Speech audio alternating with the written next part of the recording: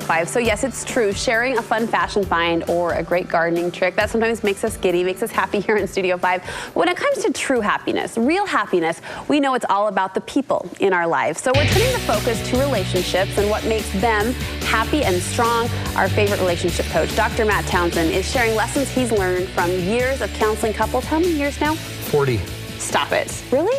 Well, I started with my parents when I was about 7. Hold on, wait. Yeah, no, it's about 20 years. 20 years. Can you believe that? That's awesome. That's awesome. Yeah, thanks. I feel old. No, listen, well, you should have stopped at 40, and then you really could have been old because you had me doing the math in my head for a minute. But what do you think, what do you wish couples knew at the end of the day, after all of your coaching and mentoring, what do you wish couples knew about what it takes to make a relationship work? You know what? There's a lot. But it's not, it's simple. It's so simple.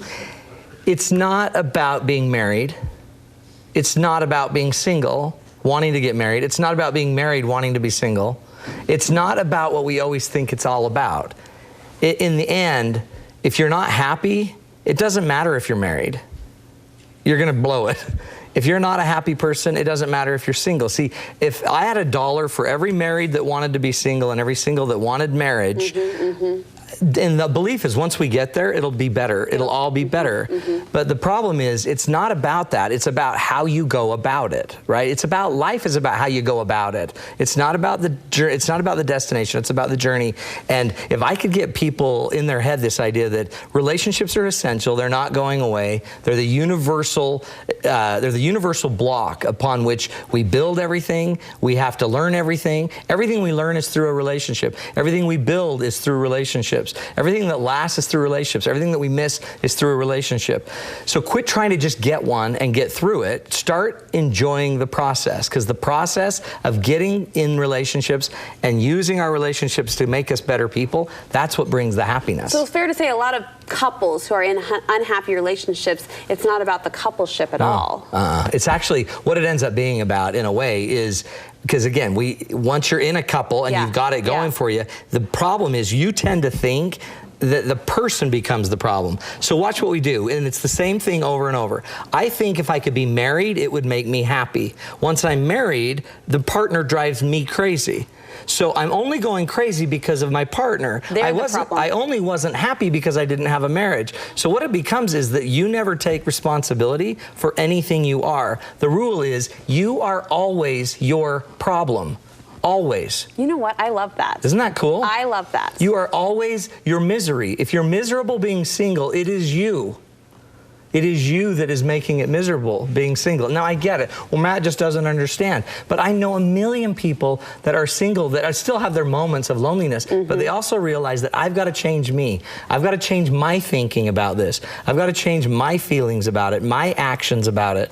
And it doesn't necessarily make me happy, but it makes me understanding why I am in this space, in this journey. There are obviously two sides to every story, but there are 5 specific things you want every individual to own in their relationship. You have to own how you see it. You have to own how you're seeing your marriage. Do you see it like an anchor that's weighing you down, or what? You have to own the fact that you think a certain way about your partner. Your way of thinking about your partner causes your problems. Your feelings that you have in a relationship are yours. Don't blame your feelings on what he did or she did. They're your feelings. Learn to manage your feelings. Your actions and your behaviors are all up to you. And when you go through this pattern, if you start to own that how I'm seeing it is probably influencing my thoughts over time, which influences my feeling, which influences what my actions are, and which influences what I'm becoming. If you don't like what your marriage is becoming, change something.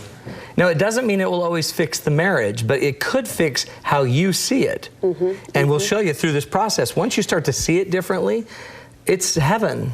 So let's throw out an extreme example. Let's say there is a woman, she is married to the worst man on the planet, right? This rotten guy who evil darkness, spawn of darkness. Thank you for keeping it light. But really, how much influence can she have over her happiness when her partner is down that low? Right. Well, and think of that.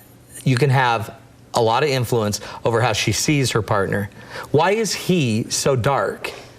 Is it because he's just trying to make her life miserable, or is it because he's broken?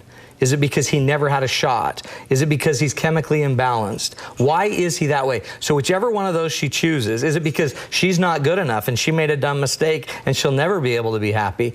Whichever one of those ideas she chooses will determine what she feels. And if she feels like she is stuck and can never get out of this, then she's right.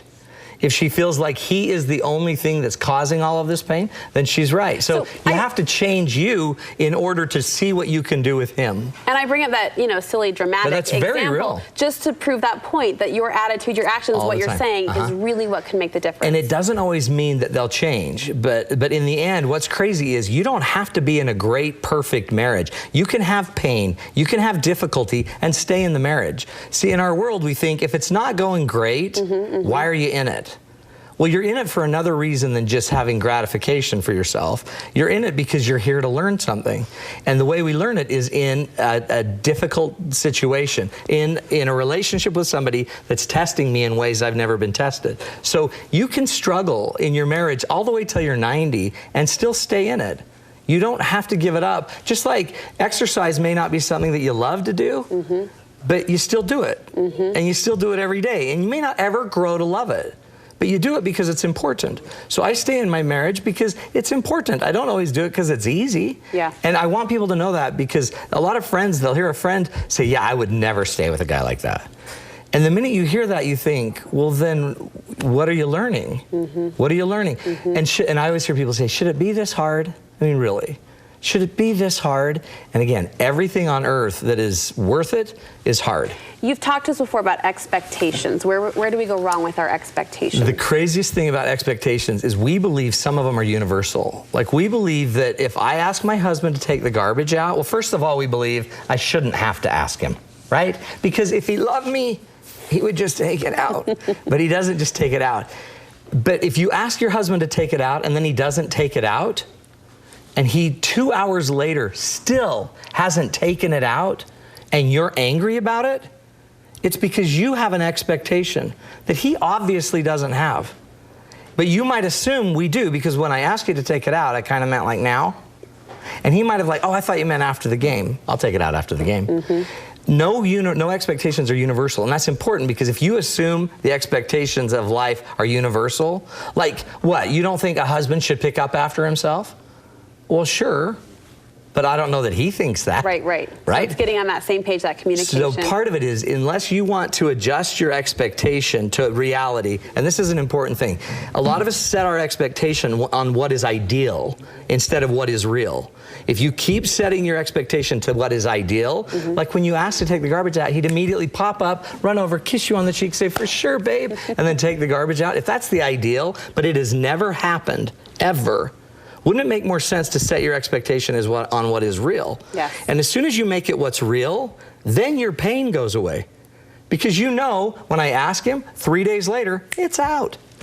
Now, what if he won't change? What if he'll never take it out except for 3 days later, and you got fish? You got fish in your garbage. Then what should you do? Maybe take out the garbage yourself? Take out the garbage yourself? Yeah. Oh, but why do I have to always do everything? That's another expectation that maybe you do. You married the guy. Doesn't mean you can't push on him. Sure. But it also doesn't mean you can't change.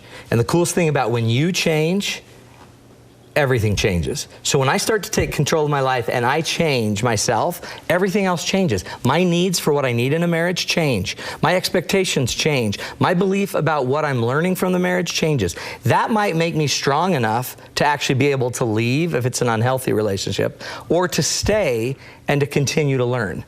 But I change, and I change because I'm working on my change. I'm not changing because my partner's making it easy necessarily. It is so easy to see why he is our favorite relationship coach. Thanks, and you Brooklyn. are spreading that goodness, coaching other people to do what you do. We're teaching coaches to coach. So if you go to coachwithmatt.com, I can never remember it, Coach with Matt, we are starting a brand new group. In fact, another 15 or so, we already got about a third of them signed up. Another 2 weeks, we're taking off. Nice. More coaching. So get in, go to Coach with Matt, and we'll teach you to save lives, change marriages. What was that website again? Coachwithmatt.com. We love it, Matt. Thank you so much. Thanks, Brooklyn.